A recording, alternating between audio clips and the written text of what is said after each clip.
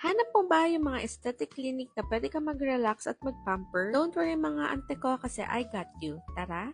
Hi mga ante ko! For today's video nga, napunta naman tayo dito sa May Kamuning, Quezon City. Balak ko kasi magpa-eyelash extension and magpa-nail extension. Dito nga lang yan sa Rebel Beauty and Wellness. Pagpasok ko nga, nagtanong muna ako ng mga services na offer nila. Bukod nga sa nail extension and eyelash extension, marami rin pala silang services na ino-offer dito. Ilalagay ko na nga lang siya dito and then i-pause nyo na lang. Open sila dito Tuesdays to Sundays, 1 p.m. to 10 p.m. Much better if pupunta kayo dito, magpa-appointment na lang kayo. May mga times kasi na sobrang dami nilang customers. Isa pa nga sa tumatak sa akin dito is yung palibre nilang tea. Sobrang sarap nito. Talagang nakaka-relax.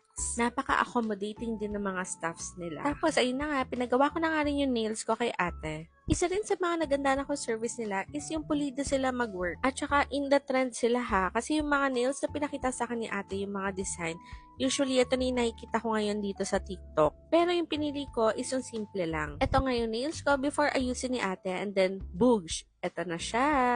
O diba? Very classy, very demure, sobrang Latina. Ganon. Kaya naman ano pang hinihintay nyo? Deserve nyo magpa-pamper today kaya go na!